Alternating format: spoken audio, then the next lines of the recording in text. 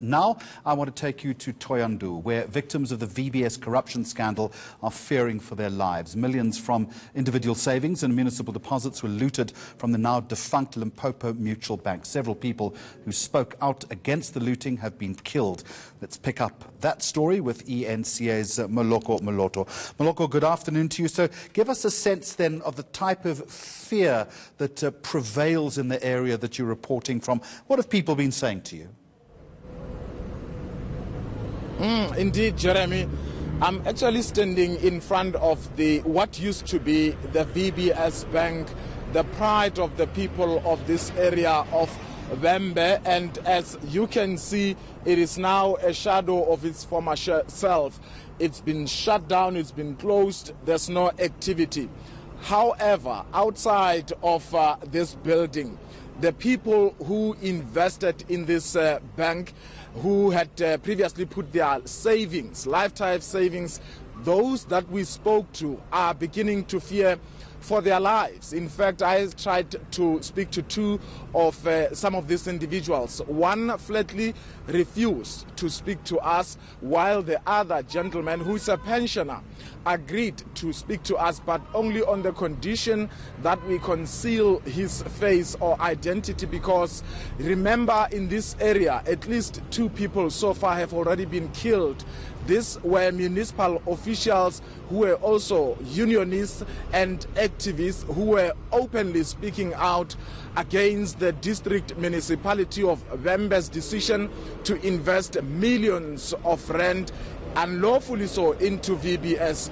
They were shot at sometime in January. One died 8 days after the other was killed. But also the lawyer who at some point represented them, Advocate Temeli, he also survived what was dubbed to be an assassination attempt. Now, the people here fear so much because they are not even willing to speak out. But let's listen to this gentleman whose name I will not divulge. We spoke to him shortly before we came on air. We fear because we have got the results of people that have been killed here talking about this money. You talk of this, you're in trouble. They will hunt you down and up and down. So that's why we are afraid. We don't want to talk about it, but we want our money back. All right, Moloko Moloto, then, I seem to remember a little earlier this year President Ramaphosa visiting the area, visiting the families of those people who have been killed or who were killed. What then have families been saying to you, or police should I say, what have they been saying today in respect of that visit? In other words, what progress has been made?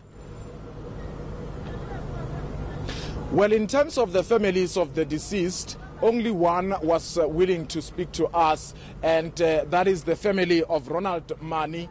They actually spoke to us shortly after they met with the president. He had gone to their house, and they told us that the president promised that these cases are being prioritized. I spoke to the police spokesperson in the province, Brigadier Motlafela Mujapilo, a short while ago. He said that so far no arrest has been made, not only regarding these 2 cases, Jeremy, but also remember in November there was a councillor in Tubatsi in the town of Beggarsford, Tabang Mauba, who was killed in a hail of bullets, a killing which many people believed that was meant to silence him, because he was also vocal, not only in the council, but also on social media, criticizing the VBS scandal. So he was killed.